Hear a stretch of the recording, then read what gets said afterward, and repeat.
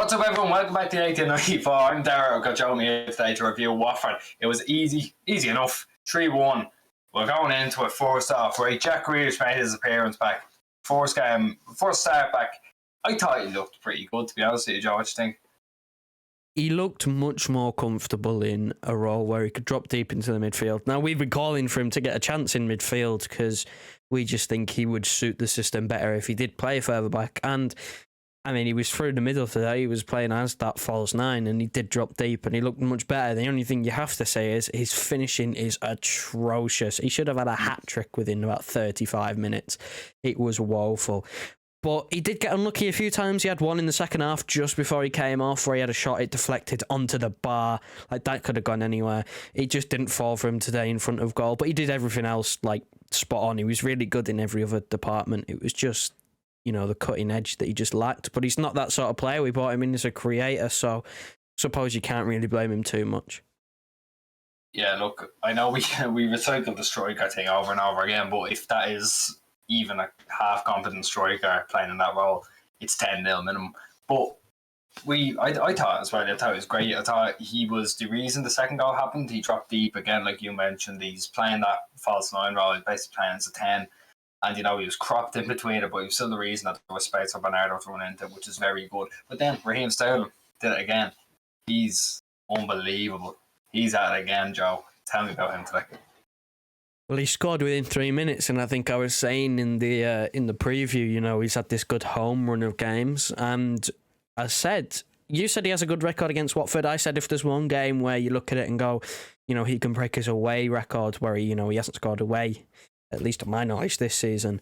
He can break it against Watford or Norwich, and he did. He scored within 3 minutes, which was, you know, it was a sign of things to come, or should have been a sign of things to come, really, because we absolutely pumped him.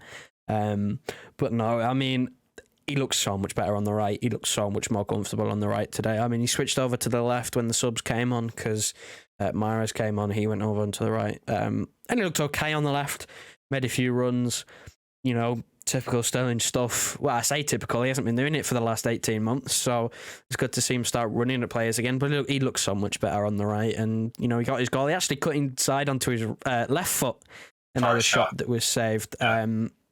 Yeah, look, it was the story of the game, really. Loads of players could have had more or even just scored in general.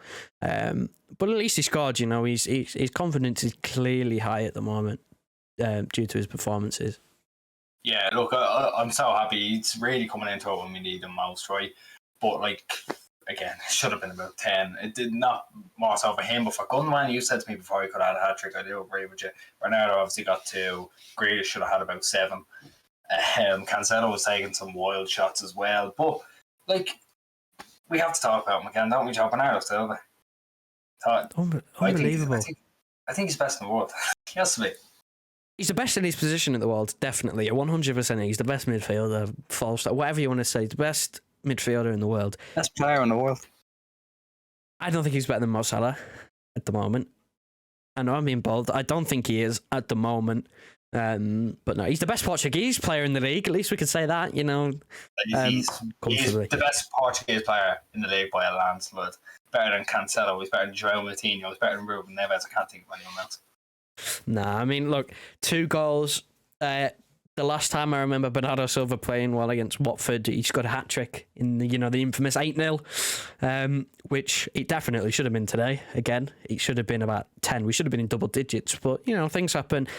First finish, great finish on his right foot. Second one, well, I mean, he's unbelievable, really, isn't he? He's unbelievable. He's even better cutting in from the right-hand side, top corner, keeper no chance. Keeper didn't even move. Like, even he knows. Like, it's unbelievable. I think he's our top scorer in the Premier League. I think he has, like, 7 now. Say, really, is it? It was always he just runs around. Nope, not anymore. He's out there having goals for his game. This man with goals in this game is going to be the most threatening player in the world. But look, we'll top of the player ratings are going up now. Edison gets an 8. Didn't have much to do. I mean, he conceded. I think we said 7. I don't know how he's an 8, Joe. That's your fault. But I thought he was fine. Like, you know what I mean? The only thing I actually remember him having to do was make a punch from a corner. I mean, He made multiple saves. He claimed the ball multiple times. I think he did. He had a good game today. Of course, he conceded. I mean, he was a bit unlucky with the fact that it was unlucky. So, I wasn't trying to throw shade at him. It was very unlucky, but he was unlucky with the post. It's kind of the theme of the defence, really, isn't it? They had relatively nothing to do. There was a few counter-attacks, but the goal just came from, he pulled his shot wide off the post and he was the first to react. Ederson was still on the floor when it came back, so the goal just wasn't his fault. Yeah, I agree. Then look, whole defence is a 7. There wasn't any real standouts. I mean, Cancelo, you're so used to him putting in these 10s, these 9s. It just looked real weird how Clay's giving him a 7, but he was fine. I mean, a couple of wayward passes, but it's going to happen when you spray that amount of them. Again, the rest of them were just a 7. We basically played a back 3, like Cancelo was played as the winger, Joe. Yeah, he pushed on, got caught out a few times in behind on the counter-attack. I mean, Watford probably should have scored again. It's fine. They didn't. We should have scored more. Again, defence had nothing to do, but I think you get to the point now where you look at, Diaz set in stone. His place is, set. He's there. Laporte hasn't done anything stand out for a few games now, apart from getting himself sent off. So now it's up to Stones. Stones is back. He was in the squad today and wasn't used. I think, we've got Leipzig next, which has nothing riding on it at all. We're already through top of the group in that game. You've got to give Stones a go there. And if he performs well, then he gets in the team. That's how it should work. Diaz is always going to be there, but we've got to look at it now and go, Laporte started the season well. He's tailed off a little bit. Now you've got to give Stones a chance to come in and play well. And it's up to them, either one of them two has just got to take their opportunity to get in this team. Because we know Diaz is going to play. We know he is. And only one of them can feasibly get into this team, because we're not going to switch up and play a 3 or a 5 now, just out of nowhere. So he's got to be careful. He himself was another victim of missing a few chances. He had one cleared off the line really early on, and he put one over the bar in the second half.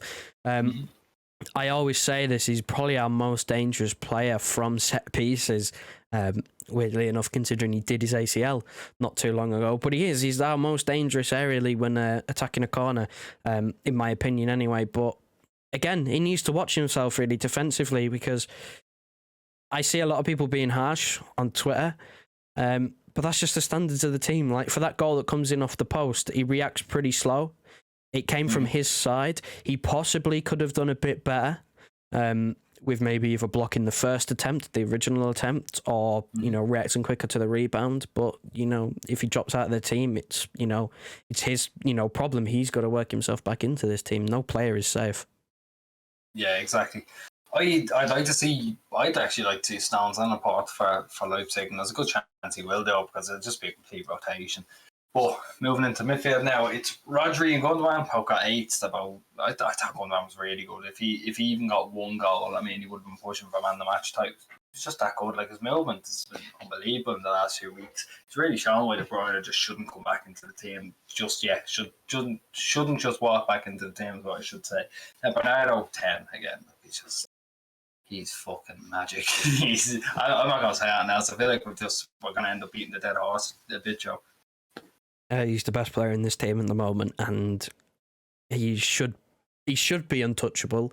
But if he still wants to leave, then there's nothing really you can do about it. I mean, he looks happy enough. Hopefully he has changed his mind, but you never know. That's probably a topic for another day. But I mean, Rodri I saw a stat from Rodri in terms of his defensive numbers, and he made more ball recoveries and tackles than any other player, which surprised me, because I didn't notice him too much, if I'm going to be completely honest. But I suppose that's because his performances have been so high that he tends to go under the radar when maybe he's a bit more out of the game, when normally you see him pinging forward passes. I don't know whether it's because I was half not watching at times because it was so easy and it was just chance after chance or what, but it shows that he still had a big part to play in the game. And it's just, if a defensive player goes unnoticed, it's usually a good thing, because it means they haven't made a mistake and haven't done anything wrong, which is what you want from a defensive player.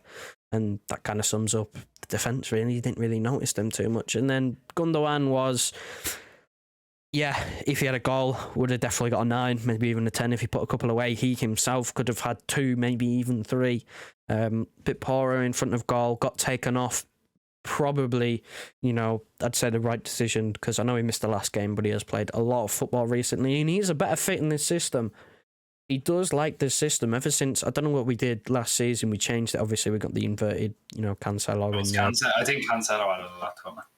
Yeah, he's just become so much better when we've changed the system around, and he's such, he's much better of a fit in this system, and he plays really well for some reason. So I think, again, De Bruyne's going to work his way back into the team, because it's between them two, which is weird. Because if he would have told either of us a couple seasons ago that it was between Gundogan and De Bruyne to get into this team and start, I don't know, we probably would have thought you're mental.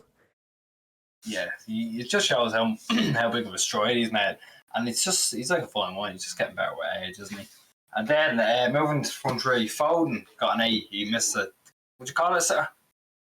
He missed a good chance. I wouldn't call it a sitter. Yeah, I wouldn't call it a sitter. I mean, he missed a good chance. He should have scored.